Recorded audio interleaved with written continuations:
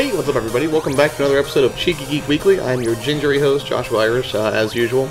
And today the big topic of discussion is Guild Wars 2 versus World of Warcraft. I realize that sounds like kind of a big topic, but it'll make more sense when I explain it here in a few minutes. But before we get to that, let's go ahead and talk a little. I just want to catch up on a little bit of site news because some cool stuff's been happening. I just want to talk about it a little bit. New Storm and Zeke show, or Zeke and Storm show, however you want to call it, is going to be coming out next Monday, so that's cool. They've got another really cool segment lined up for that. The as of yet untitled collaboration with Nerdco, that's Muzz and Sleazy, those guys, is on its way. I had a really great shoot with them this week, so we're pretty pumped about this new show that's going to be coming out, I think, probably, I would say, in the next couple of weeks, so stay tuned for it. And finally, a huge thank you to Hamfist, who, if you have checked out our contributors page at geekspodcast.com, is the only, I don't want to say fictional, but digital contributor to the site. The only person who's not really flesh and blood, kind of writing from the other side of the screen in Azeroth. That's kind of the hook, so make sure you check that out. He reviewed Mark Justice's Dead Sheriff, which is, you know, pretty cool review. You should check it out. And I think that's about all I've got for site news for right now. I just want to get some of that out of the way. A little bit of house cleaning, if you will, before we kind of get to the big thing. But now that we have, and considering that Hamfist himself comes from Azeroth and World of Warcraft, it's an excellent segue. Yeah, it's almost like I set it up that way. To talk about Guild Wars 2 versus World of Warcraft. Now, let me give you a little bit of background first. Guild Wars 2, I had zero intention of playing. I have played World of Warcraft since vanilla. I am not at all an expert at World of Warcraft. I've never really done a lot of raiding. I've done just about everything but raiding, because raiding was just never really my cup of tea. But the thing that I do like about World of Warcraft is it stayed fairly consistent in terms of the experience, and it was a cool way for me to stay in touch with my dad, who actually lives like 3 hours away from me, so, you know, it's kind of a cool way for us to hang out and everything. But Kyle, if you'll remember, about a week or two ago on the site, published an article about why you should be checking out Guild Wars 2. And I didn't read it because I really don't care. No, I'm just kidding. I read it, and it was a good article. But he just hit me up at the right moment, was like, you know, it's $39.99 this weekend, you should buy it. And I did. I broke down. Kyle has this mysterious, almost hypnotic charm over me where he will just kind of like lightly prod me to try something. At one point it was Mass Effect, and I put that off forever, and then finally he got me to do it. And now it's Guild Wars 2. So Kyle, you know, if you're watching, I really hate you for doing this, but actually really love you for doing it too, because Guild Wars 2 has turned out, at least in the small amount of time I've spent with it, to be actually incredibly refreshing. Clearly it borrows a lot from World of Warcraft, but I don't want to get ahead of myself. Let's kind of look at some of the first things that I noticed from only about an hour or two with Guild Wars 2, and kind of how it stacks up against an experience of World of Warcraft. So, one of the first things, obviously, in any game, you know, that's an MMORPG is character creation. You know, you have to pick your race and your class, and usually there's some other options to customize, certainly your appearance. And as far as appearance goes, like, let's just go purely surface for a second. There are so many options for customizing your character in Guild Wars 2. It's just disgusting, almost.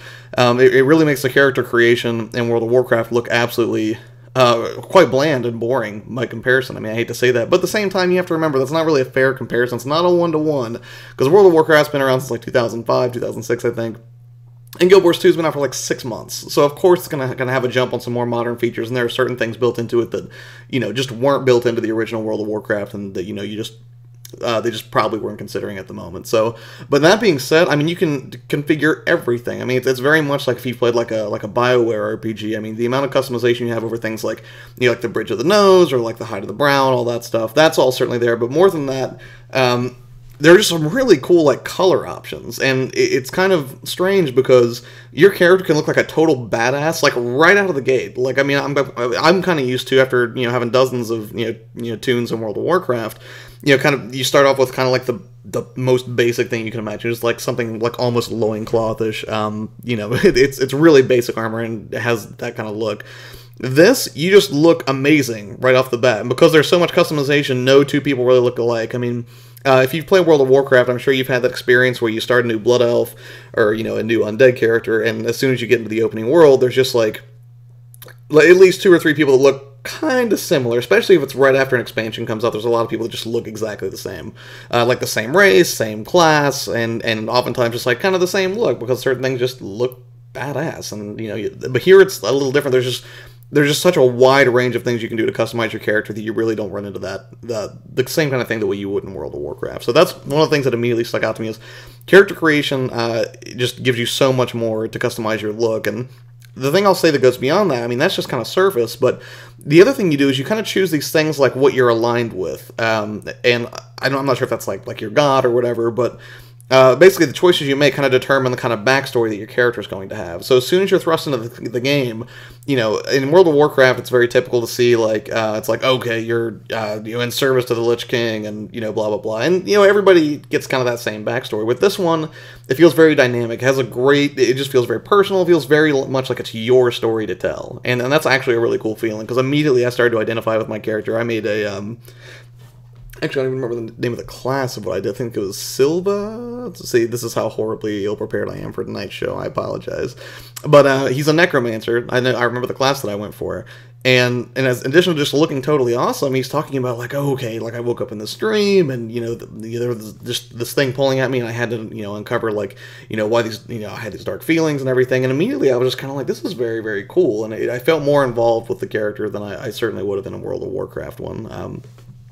So, all right, that's enough talk about character creation. Let's move on. This is kind of a minor detail, but it's something that, for me as a complete newcomer to Guild Wars, was hugely helpful. The map is utterly smooth, just totally seamless. It's incredibly smooth. Like, if you're looking at the map, you kind of have in the lower right-hand corner by default, and I'm sure you can change this and modify your interface, but you kind of have like a layout view, kind of like a mini-map like you normally do, but then when you hit like M to switch into it, it almost, like, I don't want to say it Apple Maps because that would imply that it's quite bad, but it shifts kind of from this overall perspective down to exactly the location you are. So if you've ever seen like a really fancy animation on like a GPS, like that's what happens whenever you bring up the map in Guild Wars 2. And after doing that just for a few minutes, it was so easy to get kind of acclimated to my surroundings and kind of get an idea of where I was going. I mean, it's not that it's inherently difficult in World of Warcraft, it's just that you can see that, you know, Guild Wars 2 being more modern and you know, being a more recent release can certainly take advantage of certain effects and animations that just weren't baked into WoW to begin with. So pretty cool feature, actually. If you're somebody who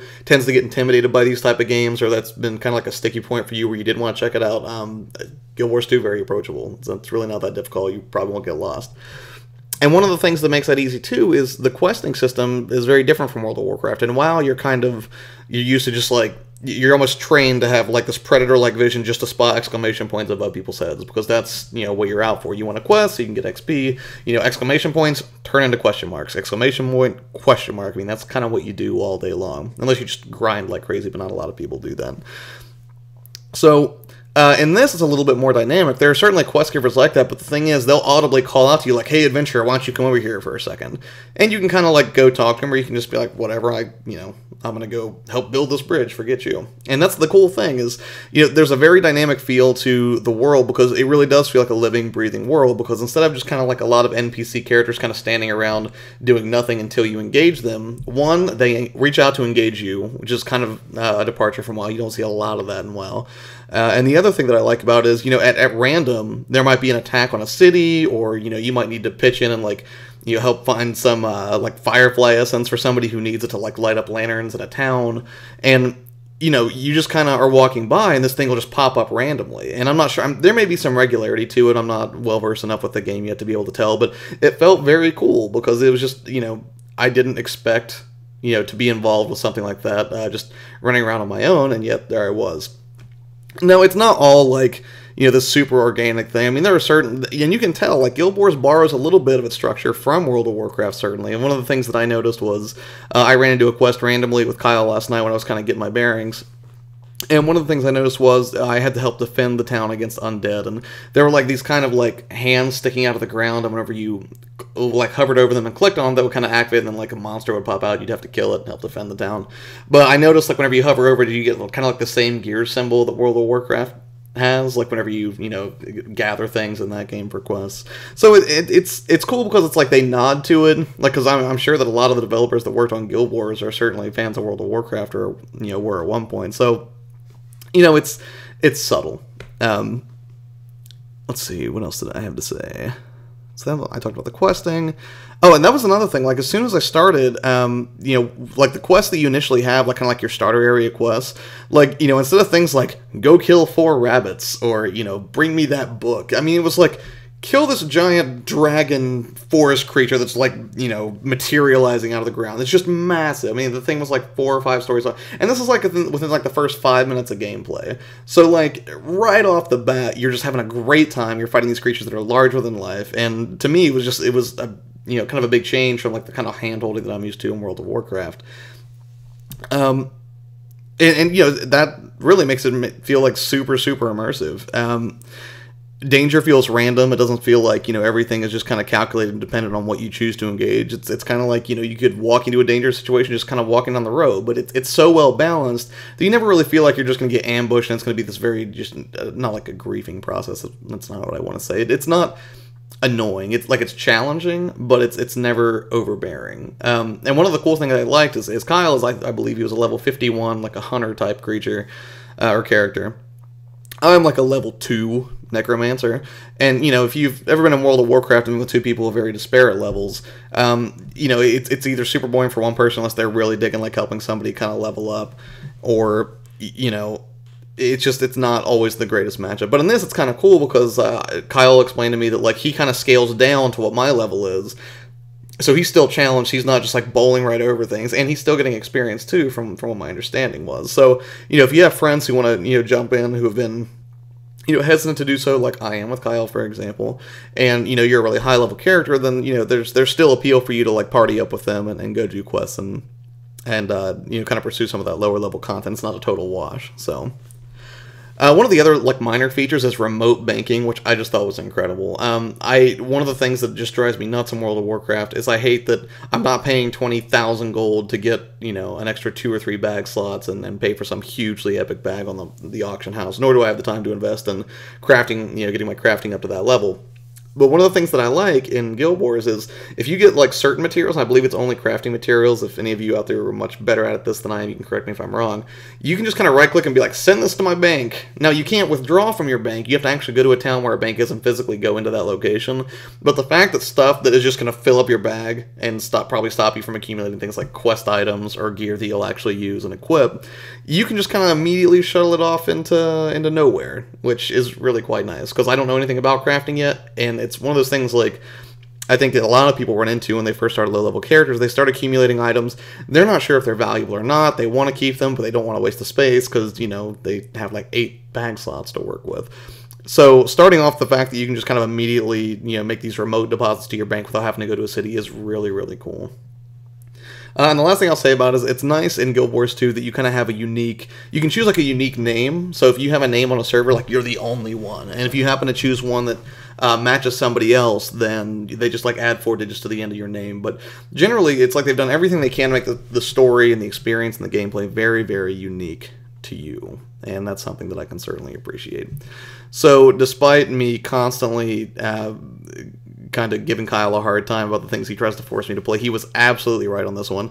In fact, I like, even right now, like I love doing this podcast every week. I love the things that I get to do with Geeks Podcast, but I can't really wait to get done because I want to dive back into this world and check it out for myself. I'm sure Kyle's on, and when he watches this, I'm sure I'm gonna get like some big, you know, I told you so kind of speech, which is annoying, but I'll get by. So long story short, if you are already a World of Warcraft player and you're just kind of looking for something new, something to mix it up a little bit, maybe just before the next expansion comes out, maybe you've already played Pandaria to death and you've seen everything, definitely worth your time. Guild Wars, especially if you could get it on sale for $39.99.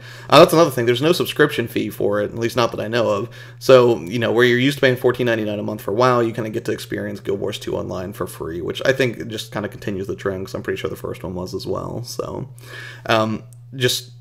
oh, and one more thing. For all you people who are not on fancy PCs and you're on Macs like me, which historically have not been the best machines for gaming, I downloaded the beta client, and that's actually what I've been playing on. I've been playing on a Mac, not on a PC, much to Kyle's chagrin, I should add. And the thing that I liked about it is, you know, my Mac is actually fairly, like, I love my iMac, but it's like a 2007 or 2008 at this point, getting kind of long in the tooth, and it still ran just, like, beautifully. Like, it didn't have, like, the full graphic capabilities like you would see on a modern machine, but, you know, on my older iMac worked fine. I haven't tried it on, I've got a MacBook that I normally run. It's like a 2011 or 2012 MacBook. I haven't tried it on that yet, but I would assume that it will run better than it does on here because it's got more RAM. But, so if you've got an older machine and you're kind of worried, especially if you're like on a Mac and you're worried if it'll even run, as far as I can tell, the Mac client, the beta is very, very stable, so don't let that be a barrier to entry if that's the only thing holding you back, because it's totally worth it. So yeah, Guild Wars 2, if you're first time MMO, very approachable. If you're coming from WoW to that, you're going to find a lot familiar to kind of help ease you into it with some nice features that you probably wish were in WoW. Certainly not saying WoW's a bad game. Clearly, I'm still a huge fan, so there you go. There you have it. World of Warcraft and Guild Wars 2. That's kind of a quick impressions comparison of those two games. So, all right, next up, let's do our Geek of the Week. Now, the Geek of the Week actually is a buddy of mine who actually met at Baycon. This is like, geez, I want to say like 3 or 4 years ago now. But the Geek of the Week is Mike Eshelman of 8bitesh.com. Now, the thing about Mike is he does this beautiful, beautiful pixel art with perler beads. And if you're not familiar with perler beads, they're like, it's like, if you remember, like like it's like a pegboard, and you put tiny beads that have holes in them on the pegboard, and then you put wax paper over it, you iron it, and then they kind of fuse together. And then if you're a fan of 8-bit or pixel art, as Mike clearly is, then you can create these really awesome patterns. Basically, almost anything from like the 8-bit Nintendo era or anything that looks pixelated or sprightly, you can recreate with perler beads. Which, you know, if you're a geek or a nerd, I mean, that's hugely appealing in its own right. But, you know, Mike really takes it to a whole nother level. I mean, a lot of the stuff you've probably seen is very simple shapes, like, you know, like butterflies, or, you know, maybe like a mushroom from Mario or something like that. Mike certainly does all that stuff, and he sells a lot of those things. But more than that, he's got just these really large, elaborate pieces that you really need to go check out his website again. Again, I'll say that's 8bitesh.com. I'm going to throw it up here on the screen for you. He's just a super guy and creates amazing works of art. I actually bought some Scott Pilgrim coasters from him, which, actually, you know what? Give me 1 second. I think I have them in here. Hold on 1 second. I will be right back.